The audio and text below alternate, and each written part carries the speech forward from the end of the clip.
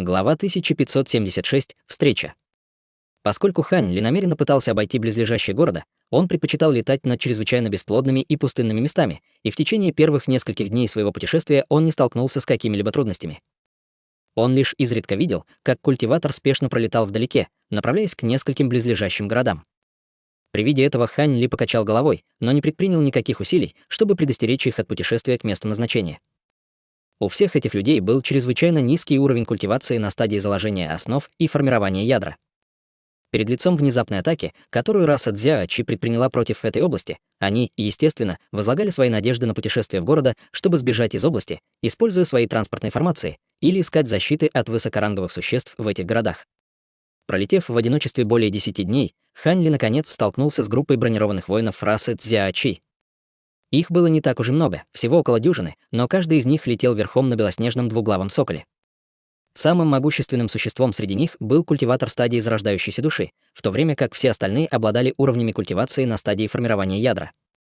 Сердце Хань Ли сразу же дрогнуло при виде этих воинов в доспехах.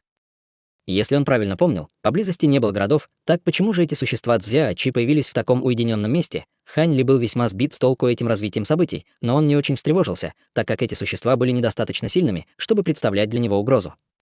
Однако, несмотря на то, что он был способен с легкостью убить этих воинов в доспехах, он решил скрыться и раскрылся снова только после того, как они ушли. Он посмотрел на группу воинов в доспехах вдалеке с мрачным выражением лица и продолжил свой путь. Однако, столкнувшись с первой группой воинов расы Цзяочи, он встретился и со второй, и третьей, и четвертой группой. Регулярность встреч Хань Ли с этими группами постепенно возрастала. Их огромные различия в уровнях культивации гарантировали, что Хань Ли мог с легкостью скрываться от них, но его по-прежнему одолевало дурное предчувствие.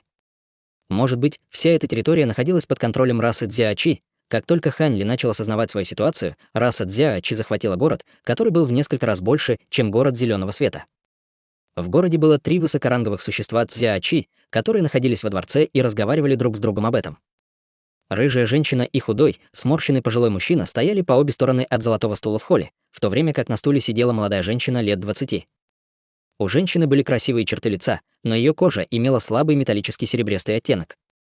Вдобавок ко всему, у нее была пара золотисто-лиловых глаз, и если бы кто-нибудь взглянул в эти глаза, то почувствовал бы пронзительную боль в своих собственных глазах. На глобеле женщины рос небольшой рог длиной в несколько дюймов, и он был блестящим и полупрозрачным, как замысловатый художественный шедевр. И пожилой мужчина, и рыжеволосая женщина были существами стадии пространственного закаливания, однако они оценивали молодую женщину с чрезвычайно уважительным выражением лиц. «Его все еще не видно», — неожиданно спросила молодая женщина. Ее голос был вполне приятен для ушей, но выражение ее лица было довольно холодным. «Боюсь, что нет, госпожа Инь. Нашим разведчикам не удалось найти никакой полезной информации. Возможно, он нашел какое-то тайное место и скрылся там. В таком случае его будет довольно сложно найти», — почтительно ответил пожилой мужчина. «Очень маловероятно, что он где-то спрятался. Он уже знает, что мы атакуем эту область, поэтому он должен хорошо осознавать тот факт, что, если мы получим полный контроль над этой областью, ему придет конец, насколько бы силен он не был. Я также не думала, что мы так рано столкнемся с такой крупной рыбой. Если бы мы смогли поймать этого человека живым, это было бы большой похвалой», — сказала женщина, нахмурив брови. «Мы знаем, насколько важен этот человек для 13 небесных облачных рас, поэтому мы определенно не позволим ему сбежать из этого места. Мы уже отправили большое количество разведчиков, чтобы обыскать всю эту территорию, а также 2 группы могущественных существ, которые постоянно наготове. Как только мы получим новости о его местонахождении, эти 2 группы сразу же телепортируются туда.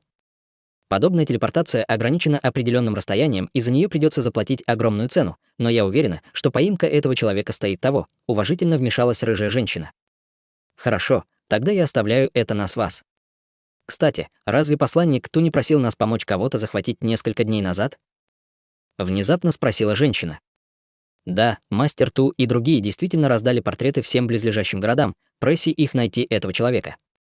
Очевидно, они ищут существо 7-го уровня высшей расы, которое несет что-то важное, учитывая нашу миссию, немного помедлив, ответил пожилой мужчина. Они действительно бесполезны. Даже с таким огромным преимуществом в уровне культивации они все же позволили уйти простой высшей расе. Если бы не тот факт, что поместить эту область в полную изоляцию уже было частью плана, бы даже не обратили внимания на такую нелепую просьбу, усмехнулась женщина с насмешкой в глазах. Ни старик, ни рыжеволосая женщина ничего не посмели сказать в ответ. Кстати, по этому поводу мне довольно любопытно, что старейшины послали за подкреплением. Они даже попросили меня одолжить им один из двух моих боевых ковчегов уровня крепости. В результате этой неудачи нам пришлось изменить наши планы, и мы до сих пор не захватили этот район даже сейчас, холодно усмехнулась молодая женщина, по-видимому, очень недовольная нынешним порядком. Госпожа Ин, группа старейшин приказала нам одолжить им боевой ковчег, чтобы мы не могли пойти против этих приказов.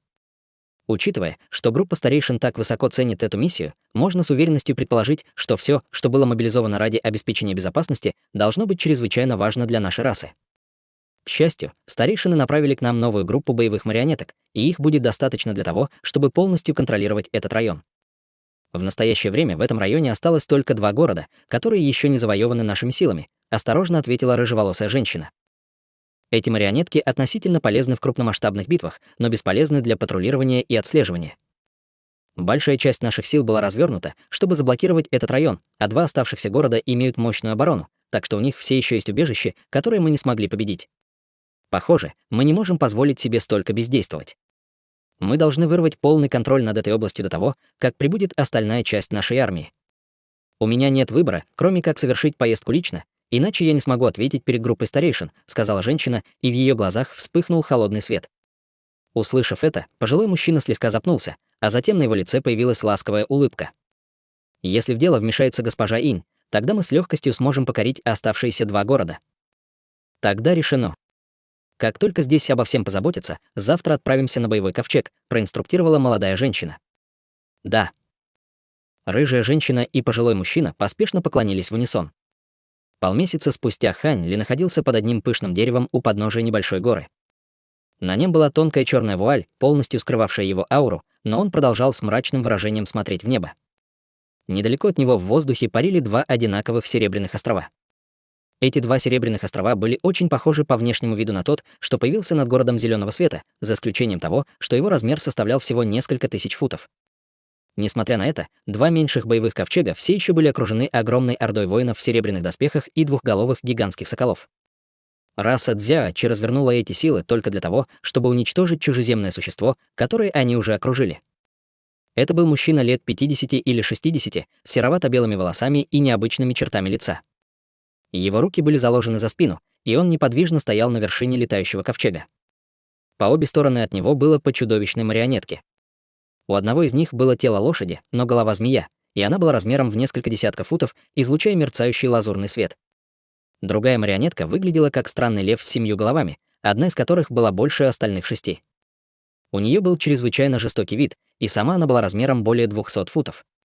Даже с первого взгляда можно было сказать, что эти 2 марионетки были довольно сильными. Настороженность, проявляемая существами Цзяочи поблизости, также, казалось, и еще больше подтверждала это мнение.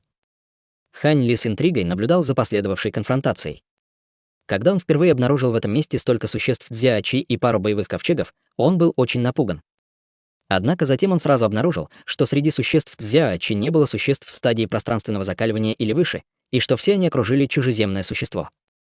Таким образом, он не смог сдержать свое любопытство и прокрался в район поблизости, чтобы оценить ситуацию. Хань Ли смог сразу определить уровень культивации чужеземного существа, он был всего лишь на стадии божественной трансформации.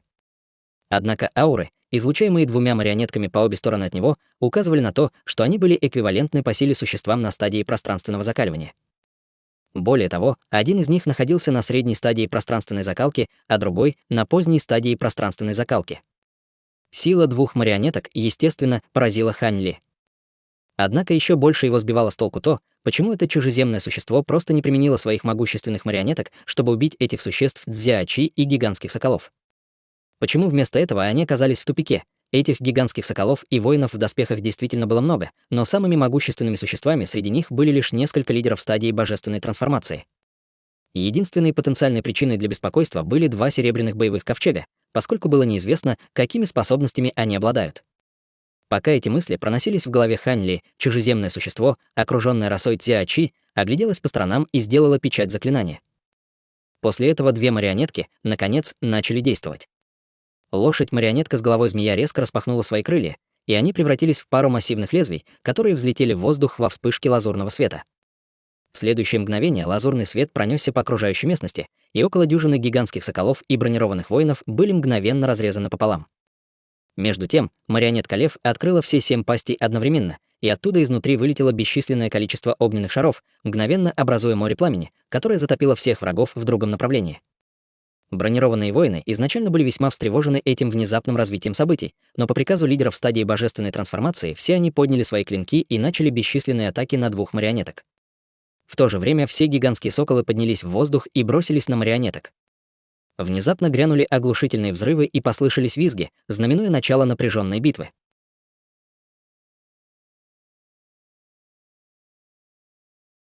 Глава 1577. Рассерженные наблюдатели.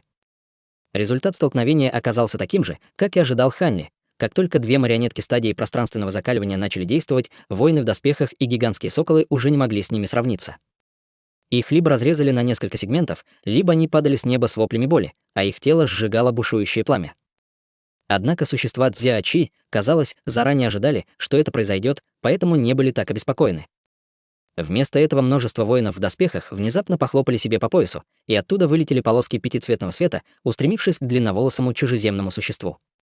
Еще до того, как они приблизились к чужеземному существу, пятицветный свет превратился в серию больших сетей, устремившихся к нему. Оказалось, что существа Цзяочи пытались схватить чужеземное существо живым.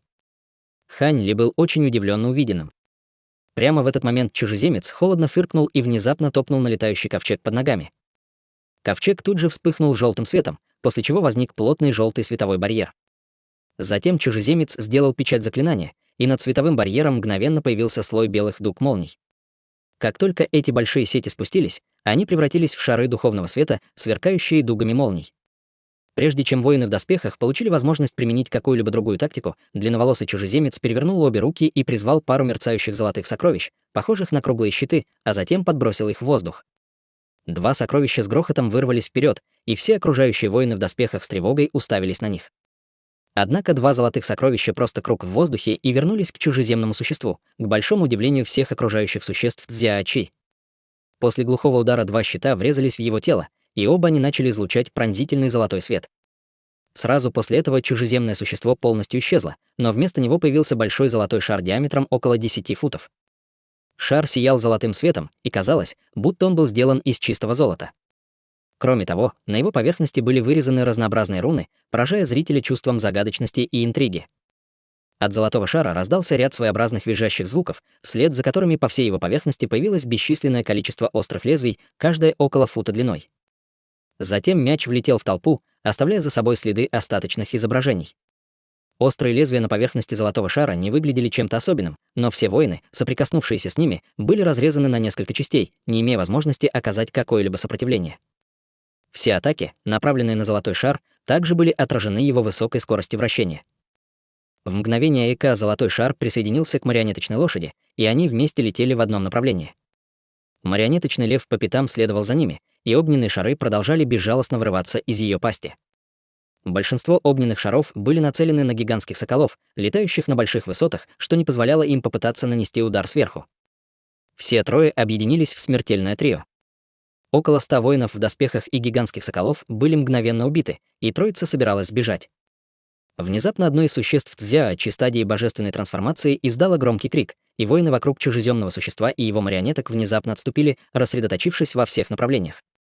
Двухголовые гигантские соколы сверху также разлетелись в разные стороны, создав большую область пустого пространства вокруг золотого шара и двух марионеток с радиусом около 1000 футов. Чужеземец внутри золотого шара дрогнул при виде этого.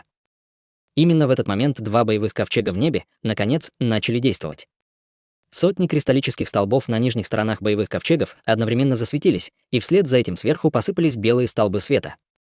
Белый свет полностью окутал только что появившееся открытое пространство, и в быстрой последовательности прогремела череда оглушительных взрывов. Золотой шар и обе марионетки мгновенно залились этим белым светом. Воспользовавшись этой возможностью, воины в доспехах и гигантские соколы снова окружили свою цель, реорганизовав свой строй в этот период передышки. Атаки двух боевых ковчегов быстро утихли, и белый свет постепенно погас. Хань Ли прищурился и сфокусировал взгляд наверху, обнаружив гигантский мерцающий синий зонтик радиусом более 100 футов. Под гигантским зонтом было чужеземное существо, верхняя половина тела которого выступала из массивного золотого шара. На его лице было нахмуренное выражение, и он быстро оценивал текущую ситуацию. Между тем, две его марионетки также остались совершенно невредимыми.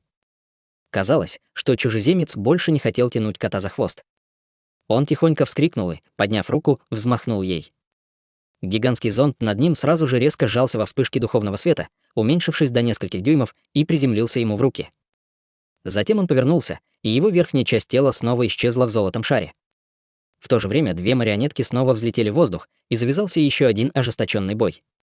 Эта битва была очень похожа на предыдущую. Воины в доспехах и гигантские соколы по-прежнему не могли соперничать со своими противниками, и в считанные секунды почти половина из них погибла. Как только чужеземец снова собирался сбежать, марионетка льва внезапно прекратила выпускать огненный шар. Его тело сверкнуло красным светом несколько раз подряд, после чего все 7 его голов опустились, и он упал на месте совершенно неподвижно. Воины в доспехах поблизости сначала колебались от увиденного, но потом воодушевились. Некоторые из них мгновенно подняли руки, выпустив полоски пятицветного света, образуя несколько больших сетей, которые полностью захватили марионетку льва. Воины в доспехах потянули к себе сети, и марионетка льва была насильно схвачена. Без огненного шара от марионетки льва гигантские соколы наверху больше не испытывали никаких затруднений, и, яростно захлопав крыльями, устремлялись вниз с угрожающей скоростью. Сверху обрушились большие ветреные лопасти, и когда они ударили по золотому шару, золотой свет, исходящий с его поверхности, задрожал, а скорость его вращения резко снизилась. Таким образом, чужеземное существо снова было окружено, и он оказался в гораздо худшем положении, чем прежде. Внезапно марионетка лошади тоже перестала функционировать и была захвачена существами Цзяочи, что еще больше ухудшило его ситуацию. Таким образом, золотой шар остался единственной оставшейся мишенью, и, несмотря на его удивительное защитное мастерство, он изо всех сил пытался удержаться перед лицом всех атак, брошенных в него. Хань Ли тяжело вздохнул, увидев это. Чужеземное существо могло манипулировать марионетками, которые были намного более могущественными, чем он сам, и столько продержались перед таким огромным количеством противников, что ясно указывало на то, что он был необычным существом. Однако в нынешних обстоятельствах казалось, что его поражение — это вопрос времени. Он не знал, почему существа Цзяочи намеревались захватить этого чужеземца, но ему не было необходимости раскрывать себя и создавать потенциальные проблемы. Таким образом, он отвернулся и приготовился уходить. Однако именно в этот момент из золотого шара внезапно раздался голос чужеземного существа. «Старший, я Цзятяньму из древней звездной расы. Если ты поможешь мне сбежать, я готов наградить тебя разумной марионеткой, как только мы вернемся к моей расе». Чужеземец не использовал никакой техники передачи голоса. Вместо этого он вложил часть своей духовной силы в голос, сделав его отчетливо слышимым для всех в радиусе нескольких километров. Хань Ли сначала запнулся от услышанного и чуть не выругался вслух. Он не знал, как чужеземное существо смогло обнаружить его присутствие, но у него определенно не было никаких добрых намерений, разоблачая его таким образом. Как и ожидалось, один из лидеров существ Цзяочи мгновенно махнул рукой, услышав это, и несколько воинов в доспехах, а также дюжина или около того гигантских соколов были немедленно мобилизованы к небольшой горе, где скрывался Хан Ли. Эти существа каким-то образом смогли определить его приблизительное местонахождение, но они явно не могли точно определить, где он находится, о чем свидетельствовал тот факт, что они довольно запутанно летали вокруг небольшой горы. Губы Хань Ли дернулись, но он ничуть не боялся этого развития событий. Эти существа Цзяочи и гигантские соколы были слишком слабы, чтобы представлять для него какую-либо угрозу, поэтому единственными потенциально опасными противниками были эти два боевых ковчега. Но даже в этом случае он, естественно, был в ярости от того факта, что чужеземец насильно разоблачил его. Таким образом, на его лице появилось холодное выражение, и он взмахнул рукавом в воздухе, выпустив изнутри несколько десятков сантиметровых летающих мечей. Затем эти летающие мечи превратились в лазурные нити и мгновенно исчезли в пространстве. В следующее мгновение несколько лазурных нитей появились рядом с существами Цзяочи и гигантскими соколами наверху. После вспышки лазурного света все эти существа были разрезаны на несколько частей, а их расчлененные останки рухнули на землю проливным дождем. Сразу после этого Хань Ли появился под большим деревом, где он скрывался, и позади него с раскатом грома появилась пара крыльев. Он взмахнул крыльями и исчез на месте на легком ветру. В следующее мгновение раскат грома прогремел прямо в центре существ Цзяочи, и Хань Ли снова появился во вспышке лазурной и белой молнии. Он сделал печать заклинания руками, и 72 лазурные нити вышли из всех частей его тела. Затем они взорвались и стали размножаться с большой скоростью. В мгновение эко-лазурный свет вспыхнул по всему небу, и с воплями боли воины и гигантские соколы были замертво повалены на землю. Никто не смог противостоять нитям меча Хань Ли. В считанные секунды все враги вокруг Хань Ли были убиты. Только тогда окружающие существа Цзяочи пришли в себя, и все они рефлекторно отступили еще дальше с встревоженными лицами. Однако Хань Ли не собирался здесь останавливаться. Он взмахнул рукавом, и изнутри мгновенно вырвались две черные тени. Во вспышках золотых и черных огней вслед за ними появились маленький леопард и маленькая черная обезьяна ростом около фута. «Убейте их всех, не дайте никому уйти живым», — скомандовал Хань Ли с холодным выражением лица.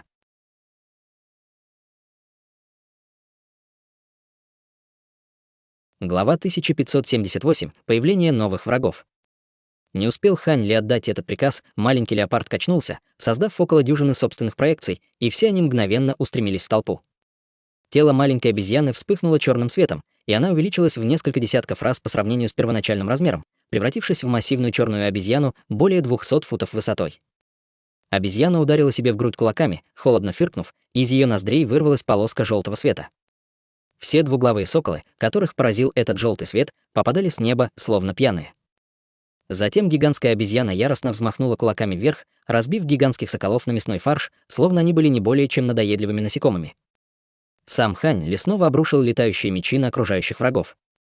С каждой вспышкой лазурной нити, по крайней мере, один воин в доспехах или гигантский сокол был убит, не в силах оказать какое-либо сопротивление. В мгновение ока почти все бронированные воины и гигантские соколы были убиты Хань Ли и двумя его духовными зверьми. Вскоре осталось менее 100 воинов в доспехах, и на их лицах наконец появилось выражение страха. Один из лидеров на стадии божественной трансформации громко отдал приказ, и все они разлетелись, спасая свою жизнь бегством к двум боевым ковчегам наверху. Хань Ли немедленно поднялся в воздух, преследуя их по горячим следам, и лазурные нити продолжали забирать жизни врагов, проносясь в воздухе. Внезапно над головой раздался оглушительный грохот. Сердце Хань Ли дрогнуло, и он поспешно поднял глаза. В этот момент кристаллические столбы на нижней части двух серебряных боевых ковчегов начали излучать яркий свет, после чего, не обращая внимания на Цзяочи поблизости, вниз обрушилось более 100 столбов света. Хань Ли холодно хмыкнул, взмахнув крыльями, и исчез на месте с раскатом грома. Таким образом, все столбы света отражались только в пустом воздухе. В следующее мгновение Хань Ли снова появился над одним из боевых ковчегов и сделал хватательное движение рукой. Из его рукава вытянулась угольно-черная ладонь и, казалось, нежно надавила на ковчег. Во вспышке серого света из его ладони показалась миниатюрная черная гора. Затем гора резко увеличилась до более чем 10 тысяч футов и с разрушительной мощью рухнула на боевой ковчег. Гора эссенции божественного света стала еще более гигантской, чем боевой ковчег, и мгновенно бросила колоссальную тень на него. Существа Цзяочи в боевом ковчеге были ошеломлены этим и поспешно устремились к боевому ковчегу в попытке уклониться от атаки, но было уже слишком поздно. Нижняя часть гигантской горы с грохотом врезалась в боевой ковчег, и несмотря на то, что гора была слегка оттолкнута силой столкновения, большая часть поверхности боевого ковчега сильно прогнулась.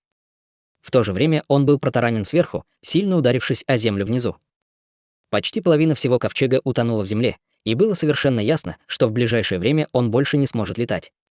Однако, увидев это, в глазах Хань Ли появился намек на удивление. Тот факт, что боевой ковчег не был полностью разрушен горой эссенции божественного света, указывал на то, что материалы, использованные для его постройки, скорее всего, не уступали обычным сокровищам. Строительство такого массивного боевого ковчега требовало затрат огромного количества таких материалов. Вспоминая гигантский остров, который Хань Ли видел в городе Зеленого Света, который был гораздо более гигантским, чем даже эти два боевых ковчега, он невольно вздохнул. Он, наконец, осознал безумное богатство расы Цзяочи. Они действительно были достойны называться одной из самых могущественных рас в мире духов. Несмотря на потрясение в своем сердце, Хань Ли не собирался давать своим противникам передышку. Он быстро щелкнул пальцами по направлению к Черной горе, и она снова рухнула. Раздался сокрушительный удар, и серебряный боевой ковчег под массой огромной горы превратился в блин из металлолома. Существа Цзяочи, управляющие боевым ковчегом, возможно, не были убиты из-за этого столкновения, но они, безусловно, вряд ли были рады этому. Однако, к большому удивлению Хань Ли, из боевого ковчега мерцал серебряный свет, и он медленно восстанавливался, несмотря на ужасное состояние, в котором находился. Хань Ли приподнял брови при виде этого и немедленно взмахнул рукой. Из воздуха мгновенно вылетело несколько десятков лазурных нитей, и все они сошлись в руках Хань Ли. Во вспышке пронизывающего лазурного света лазурные нити образовали гигантский меч около 10 футов в длину. Однако его поверхность переливалась лазурным светом и на самом деле была больше похожа на иллюзорный меч. Хань Ли схватился за рукоять меча, не раздумывая, и приготовился обрушить его на полуразрушенный боевой ковчег внизу. Однако именно в этот момент внезапно раздался настойчивый крик чужеземного существа. «Берегись, старший!» Услышав это, Хань Ли слегка запнулся и внезапно почувствовал взрыв огромной духовной силы рядом с собой. Не имея времени на дальнейшее размышление, Хань Ли развернулся и ударил своим гигантским мечом в направлении, откуда извергалась духовная сила. Полоска лазурного меча Ци длиной более 100 футов мгновенно пронеслась по воздуху и поразила взрыв духовной силы. Взрыв духовной силы и лазурный меч столкнулись и взорвались на расстоянии более 300 футов от Хань Ли, образуя столб из лазурного и черного ветра, поднимавшийся в небо, создав довольно удивительное зрелище, которое можно было наблюдать издалека. Хань Ли прищурился, сфокусировав взгляд в этом направлении, и обнаружил, что в воздухе над серебряным боевым ковчегом появились 4 существа разной внешности. Один из них был человекоподобным существом с бледными чертами лица. У него были босые ноги, а в руках он держал странное прозрачное лезвие, оценивая Хань Ли с намеком на удивление в глазах.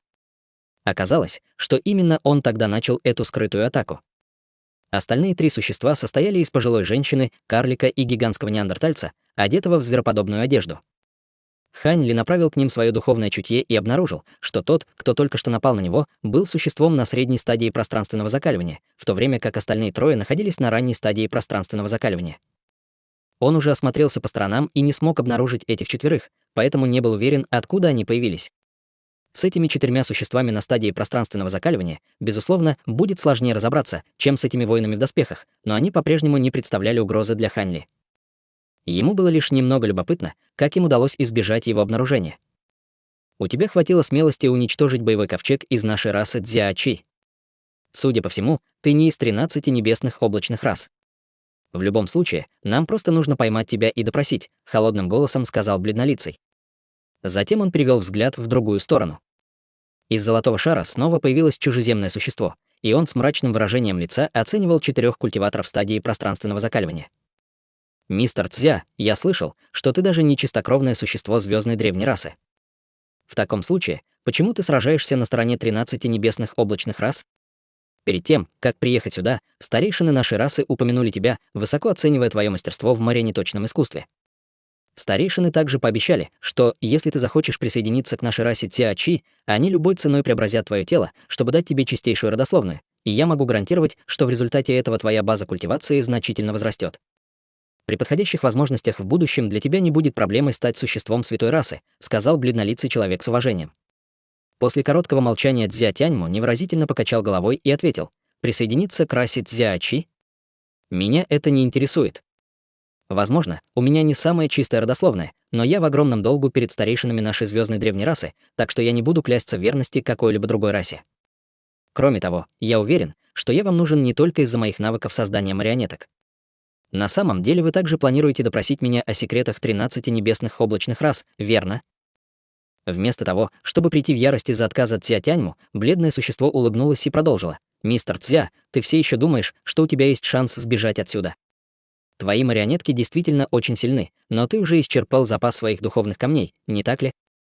С твоим нынешним уровнем культивации ты не представляешь для нас никакой угрозы. Мы не хотим причинять тебе вред, поэтому я бы посоветовал тебе сдаться». Выражение лица Цзя Тяньму осталось совершенно неизменным, и внезапно он бросил взгляд на Хань Ли. Бледнолицее существо слегка дрогнуло, увидев реакцию Цзя Тяньму, и бесстрастно повернулось к Хань Ли. «Ты рассчитываешь, что он тебя спасет? Да будет так, тогда мы сначала избавимся от этого надоедливого человека. Ты не собираешься сдаться, или нам придется уничтожить твое тело и захватить твою душу?» Холодным голосом спросили бледнолицее существо. Хань Ли слегка прищурился и усмехнулся.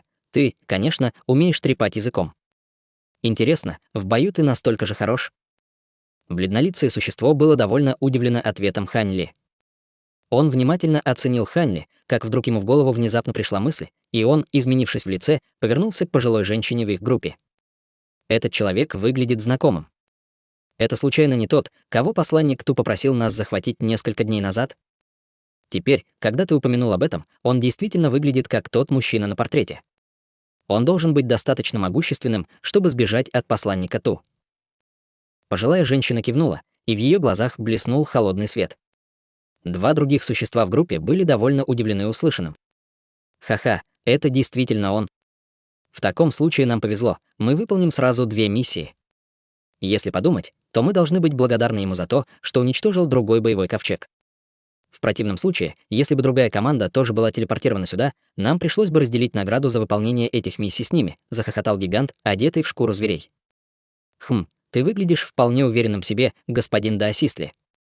Я бы посоветовал тебе быть более осторожным с таким могущественным противником. В противном случае тебя ждет неприятный сюрприз, холодно усмехнулся карлик. Хе-хе, каким бы могущественным он ни был, он не сможет одолеть всех нас в одиночку, беспечно усмехнулся здоровяк в ответ. Конечно, он не ровня нам четверым, но ты уверен, что мы сможем его остановить, если он решит сбежать? Возразил карлик, поджимая губы.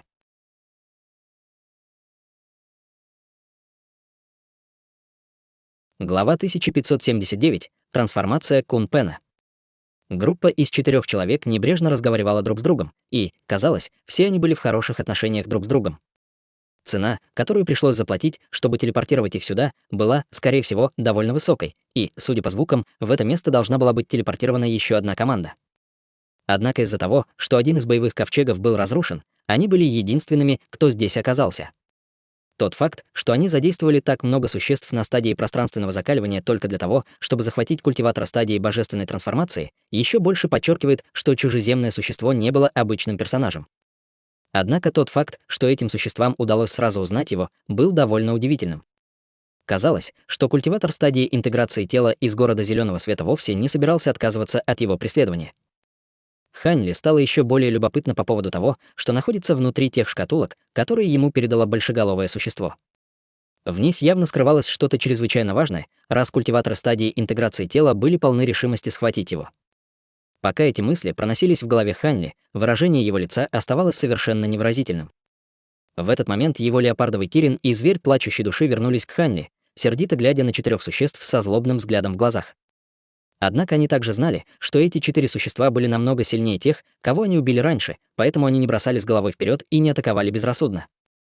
Тем временем бледнолицее существо повернулось к Хань Ли и, казалось, собиралось что-то сказать, но Хань Ли не дал ему возможности говорить, вместо этого резко махнув рукавом в направлении всех 4 существ. Несколько десятков лазурных нитей сразу же разделились на 4 группы и устремились к 4 существам, мгновенно достигнув их. Все 4 существа Дзя-Чи на стадии пространственного закаливания были сильно напуганы таким поворотом событий. Они были свидетелями того, как Хань Ли использовал эти нити меча, чтобы убить воинов в доспехах ранее, но скорость, которую демонстрировали эти нити, была значительно выше, чем раньше, и в своем шоке и ужасе они могли только установить защитные меры или принять меры уклонения в панике. Бледнолицее существо качнулось и исчезло на месте в клубе белого дыма. Тело пожилой женщины засветилось ярким светом, вызвав несколько идентичных проекций. Лазурные нити в мгновение эйка рассеяли все проекции, но женщины нигде не было. Карлик резко изменился в лице, когда лазурные нити устремились к нему, и он тут же сделал печать заклинания, в результате чего у него под ногами появилось мерцающее серебряное облако. Облако качнулось и внезапно унесло его в виде шара серебряного света, двигаясь со скоростью, ненамного уступающей лазурным нитям. Только гигант решил остаться на месте и встретить лазурные нити прямо в лоб. Из его руки вспыхнул красный свет, и в его руке появился массивный топор размером около 10 футов. Вдоль топора горело палящее багровое пламя, и он поставил его перед собой, как щит. Топор был усовершенствован из многих видов драгоценных материалов элемента огня, что наделяло его огромной силой и делало его столь же надежным, как и высокоранговые оборонительные сокровища. Вот почему мужчина решил использовать его в качестве щита даже после того, как стал свидетелем того, как всех воинов в доспехах разрезали лазурными нитями, как капусту. Однако, как только мужчина поднял массивный топор, вспыхнула вспышка лазурного света, и топор внезапно стал невесомым в его руках. Он посмотрел вниз и обнаружил, что его топор был мгновенно рассечён лазурными нитями на 7 или 8 сегментов, так что в его руках осталась только часть его рукояти. Прежде чем он даже успел издать хоть один звук, он был разрезан на куски плоти и крови. Даже его душа была полностью уничтожена лазурными нитями, не успев сбежать. Арк. Господин Даосистли. Бледнолицее существо закричало от шока и ярости, когда он снова появился на расстоянии более 300 футов. Карлик и пожилая женщина также появились в другом месте, и оба пришли в ужас от увиденного. Они знали, что Хань Ли был намного сильнее, чем предполагал его уровень культивации, но они не думали, что один из их товарищей будет убит практически в мгновение эйка. Однако прежде, чем они трое успели отомстить за своего павшего товарища, лазурные нити вспыхнули и снова устремились к ним. Убедившись лично, насколько устрашающими были эти лазурные нити, 3 существа, естественно, не осмелились попытаться задержать их своими сокровищами. Таким образом, им не оставалось ничего другого, кроме как использовать свои техники передвижения и снова принять уклончивые меры. Таким образом, 3 существа на стадии пространственного закаливания были вынуждены бежать в попытке спасти свои жизни, по-видимому, совершенно бессильные перед властной мощью Хань Ли. Сам Хань стоял на месте с равнодушным выражением на лице, манипулируя нитями своего меча, чтобы выследить своих 3 противников.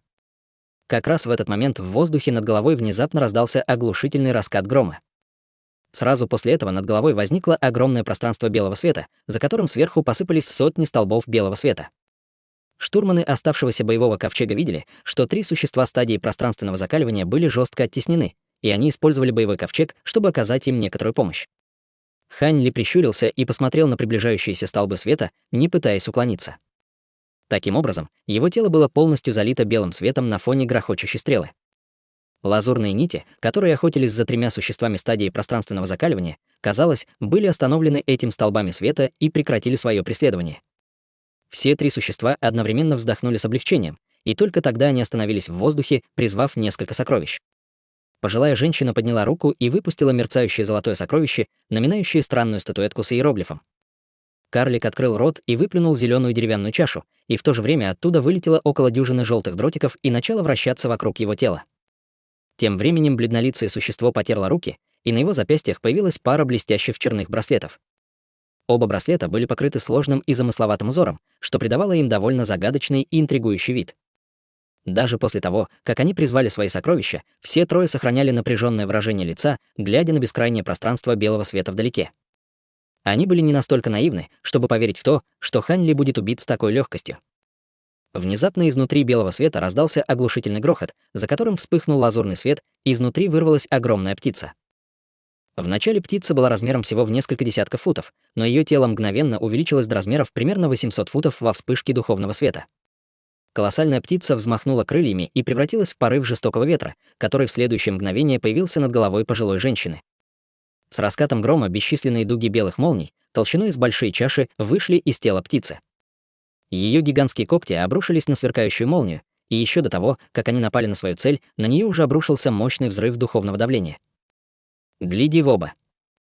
И бледнолицее существо, и карлик очень встревожились, увидев это. Бледнолицее существо ударило браслетами друг от друга, и оттуда с призрачным воем вырвалось 2 столпа черного света. Между тем, около дюжины желтых стрел, кружащих вокруг тела карлика, также вылетело вперед в виде полос желтого света. Оба они пытались остановить Хань Ли. В этот момент они все поняли, что сильно недооценили силу Хань Ли, и что он не был противником, с которым они могли бы столкнуться в одиночку. Таким образом, они были совершенно окаменели и делали все возможное, чтобы избежать смерти. Как только огромное духовное давление, исходящее от пары массивных когтей Хань Ли, окутало пожилую женщину, ее лицо мгновенно стало смертельно бледным. Массивная птица летела к ней слишком быстро, чтобы она могла уклониться, и в отчаянии ей не оставалось ничего другого, кроме как стиснуть зубы и выплюнуть кровавую эссенцию на странное сокровище перед собой. Шар эссенции крови мгновенно взорвался, превратившись в облако кровавого тумана, которое было немедленно поглощено ее золотым сокровищем, и почти в тот же самый момент шар ослепительного золотого света вырвался из сокровища, после чего начертанный на нем золотой иероглиф вырвался изнутри, образуя формацию света. Формация света мгновенно увеличилась в размерах до более чем 100 футов, а затем быстро поднялась в воздух. Гигантская птица совершенно не обращала внимания на приближающиеся столбы черного света и полосы желтого света, с целеустремленной свирепостью сжимая золотую формацию своими огромными когтями. В момент, когда белые дуги молнии переплелись с золотым светом, грянул взрыв, создав захватывающее световое шоу. Окружающее пространство взорвалось в результате столкновения, заставив все в близлежащей области скручиваться и деформироваться. Несмотря на взрыв, массивная птица осталась совершенно невредимой, но лицо пожилой женщины мгновенно побледнело. Он болезненно застонала в своей золотой формации, а затем выблевала полный рот крови. К счастью для нее, золотой формации удалось сдержать приближающиеся когти. Однако, прежде чем она даже успела вздохнуть с облегчением, холодный свет вспыхнул в глазах гигантской птицы, и она послала вниз новые проекции когтей. Сердце пожилой женщины сразу же ушло в пятки. Перед лицом разрушительной атаки Хань Ли ей не оставалось ничего другого, кроме как выплюнуть еще один глоток эссенции крови на золотую формацию наверху. В результате формация немного увеличилась в размерах, и женщине лишь оставалось надеяться, что она будет достаточно мощной, чтобы выдержать атаки Хань Ли. Ей нужно было лишь ненадолго задержать атаки, прежде чем ее товарищи смогут помочь ей. Несмотря на то, насколько могущественен был Хань Ли, все же оставался хороший шанс, что 3 из них смогут убить его, если объединят свои силы. В сложившихся обстоятельствах женщина приняла правильное решение, но все еще недооценивала силу трансформации Хань Ли в Кун Пена. Среди 5 трансформаций из 12 пробуждающей трансформаций, которые освоил Хань Ли, трансформация Кун Пена была той, в которой он был наиболее опытен. Кроме того, он также поглотил 4 других истинных духовных крови, которые еще больше улучшили его тело, тем самым значительно усилив трансформацию Кун Пен. В своем нынешнем состоянии он был не менее могущественен, чем призрачные птицы, унаследовавшие родословную Кун Пен. Как только когти гигантской птицы собирались ударить по золотой формации, в ее глазах вспыхнул холодный свет, и она внезапно открыла пасть, высвободив необычайно толстую молнию. Молния первой ударила в золотую формацию, заставив последнюю сильно задрожать. Прямо в этот момент другая пара когтей с оглушительным ударом также ударила по формации. Золотой свет, исходящий от формации, вспыхнул всего несколько раз и был разорван парой гигантских когтей, как если бы это была не более чем хрупкая тряпка. Женщина окаменела от увиденного, но прежде чем у нее появилась возможность раскрыть какие-либо другие способности, один из массивных когтей пролетел в воздухе, мгновенно разделив ее тело на несколько частей, и ее расчлененные останки посыпались с воздуха в виде кровавого дождя.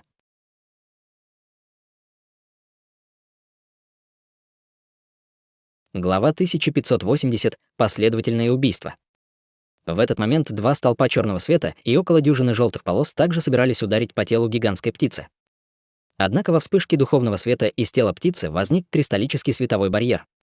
Столбы и полосы света, врезавшись в световой барьер, оборвались, а затем преломились в совершенно другом направлении, тем самым не попадая в цель. 2 столпа черного света мгновенно исчезли вдалеке, но полоски желтого света развернулись, снова устремившись к гигантской птице. Однако птица просто взмахнула крыльями, выпустив порыв яростного белого ветра, и желтые полосы света были унесены в небытие. Затем по всему телу птицы начали вспыхивать дуги молнии, и он с раскатами грома прыгнула прямо на карлика. Видев то, с какой легкостью Хань Ли убил пожилую женщину и отразил его атаку, лицо карлика мгновенно стало смертельно бледным при виде приближающегося Хань Ли. Он немедленно топнул ногой по своему серебряному облаку. В следующее мгновение он появился рядом с бледнолицым существом и указал пальцем на зеленую деревянную чашу рядом с ним. Чаша сразу же превратилась в барьер зеленого света, защитив его собой. Тем временем у бледнолицего существа было мрачное выражение, и он громко вскрикнул. Из его браслетов вырвался черный туман, мгновенно окутав его и карлика. Затем черный туман начал распространяться во всех направлениях, быстро покрыв область радиусом более 300 футов и продолжая расширяться наружу, не показывая никаких признаков остановки. В тумане с жутким воем и тревожными криками появились призрачные тени, а ауры бледнолицего существа и карлица исчезли в тумане. В этот момент гигантская птица также изменила направление, преследуя карлика, и ее встретил вид моря черного тумана. Инская ци. Хань Ли практически сразу же определил, что этот черный туман представляет собой исключительно чистую инскую ци. Если бы нормальный культиватор застал врасплох и рискнул войти в туман, он бы мгновенно превратился в сморщенный труп. Однако при виде этого в глазах Хань Ли промелькнуло странное выражение. Еще до того, как гигантская птица дала какие-либо инструкции, зверь плачущей души внезапно закричал от возбуждения. Затем он ударил кулаками по груди и холодно фыркнул, извергнув из ноздрей огромное пространство желтого света в черный туман. Массивная птица также закричала и взмахнула крыльями, и по всему ее телу вспыхнули дуги молнии, превратившись в ослепительный шар молнии. Как только молния исчезла, грянул раскат грома, и в воздухе над морем черного тумана появилась белая молния толщиной с резервуар для воды. Из молнии появилась гигантская птица, сделав круг в воздухе, устремилась вниз к черному туману внизу. В этот момент бледнолицее существо, скрывавшееся в тумане, держало в руке черный флаг, и вместо того, чтобы быть разгневанным или встревоженным действиями Хань Ли, он был в экстазе.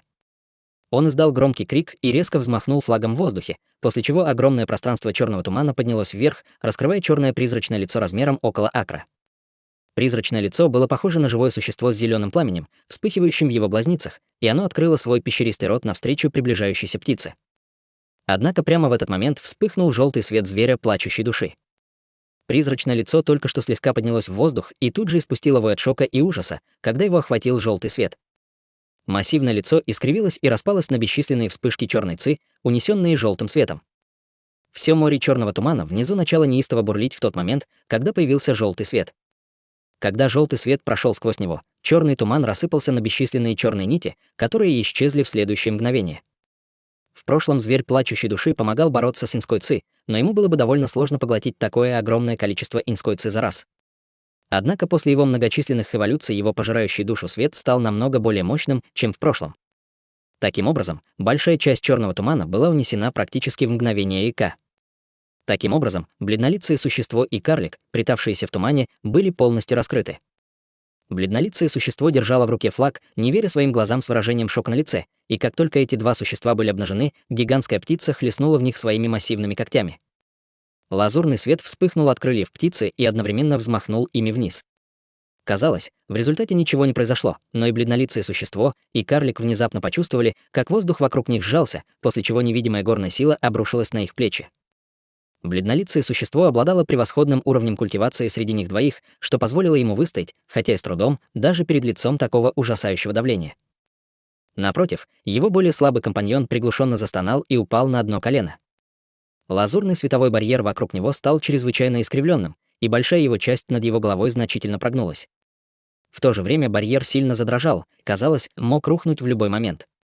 Карлик был хорошо осведомлен о безмерном оборонительном мастерстве, которым обладало его сокровище, поэтому он был чрезвычайно встревожен таким развитием событий. Несмотря на то, насколько их тела были ослаблены этим огромным давлением, они определенно не собирались стоять без дела и позволять врагу их убить. Таким образом, бледнолицее существо с силой щелкнуло запястьем, и черный флаг превратился в черного туманного змея, который поднялся в воздух. В то же время черный свет закрутился вокруг его браслетов, и из каждого вылетела проекция. Хань Ли сфокусировал свой взгляд и обнаружил, что это пара злобных призраков, красный и зеленый. У обоих были зловещие черты лица с парой рог на головах и голой верхней частью тела. Они были одеты в звероподобные одежды, скрывающие нижнюю часть тела. Два призрака одновременно подняли руки, и вслед за туманным змеем хлынула черная полоска. Тем временем карлик положил руку себе на макушку, и изнутри вылетел маленький белый нефритовый меч, который затем превратился в полоску пронзительного света, устремившийся к гигантским когтям, падающим сверху. В этой ужасной ситуации они, казалось, наконец-то боролись за свою жизнь. Снова раздался громкий грохот, и серебряный боевой ковчег внезапно снова высвободил бесчисленные столбы света, и все они устремились прямо на огромную птицу. Тем не менее, птица продолжила падать вниз, но при этом из ее тела вырвался кристальный свет, образуя кристаллический щит. Первоначально щит был всего около 10 футов в размере, но в тот момент, когда был выпущен Хань Ли, он увеличился, превратившись в гигантский щит размером более 200 футов, сверкающий в солнечном свете. Все столбы света, ударившие по гигантскому щиту, преломились в другом направлении, поэтому ни одна из атак боевого ковчега не могла попасть в Хань Ли. Затем белый нефритовый меч с глухим ударом врезался в когти гигантской птицы, но его с легкостью отразили. Затем когти сомкнулись вокруг меча, как молния, захватив его в тиски и полностью обездвижив, сколько бы он ни сопротивлялся. Затем когти сжались с еще большей силой, и летающий меч с треском раскололся на несколько сегментов. Карлик внизу тотчас же издал мучительный вой и выплюнул несколько глотков крови подряд. Тем временем гигантские когти продолжали спускаться и ухватились за лазурный световой барьер, и карлик с ужасом в глазах уставился на происходящее. Однако лазурный световой барьер действительно был довольно мощным. Даже после того, как массивные когти сомкнулись вокруг него, ему удалось остаться нетронутым, хотя он тревожно скрипел и стонал.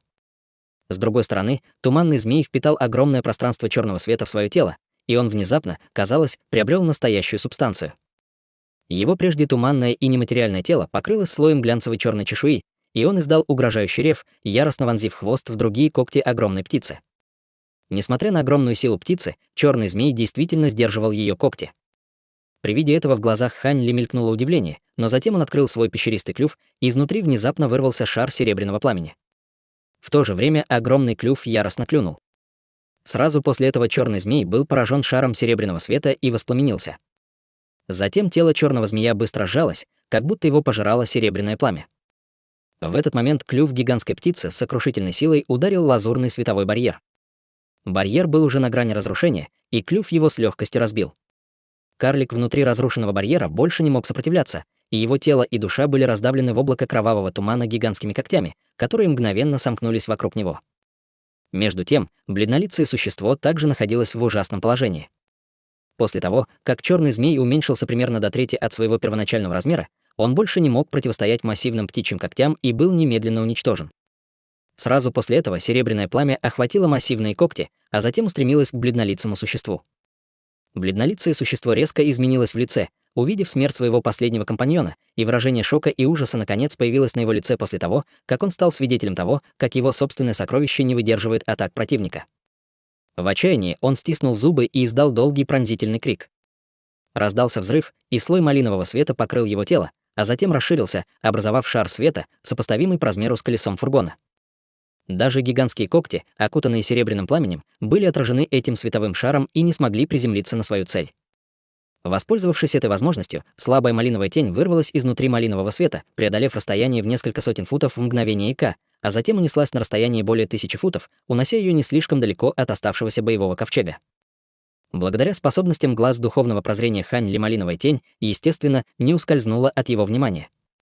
Таким образом, он немедленно развернулся, чтобы броситься в погоню. Однако прямо в этот момент столб золотого света внезапно беззвучно и без всякого предупреждения вырвался вперед, почти мгновенно поразив малиновую тень, только что появившуюся над боевым ковчегом. Несколько дуг золотых молний с грохотом ударили в малиновую тень, и та, испустив леденящий кровь крик, обратилась в ничто. Божественная дьявольская молния. Хань Ли был весьма удивлен, увидев эту знакомую золотую молнию.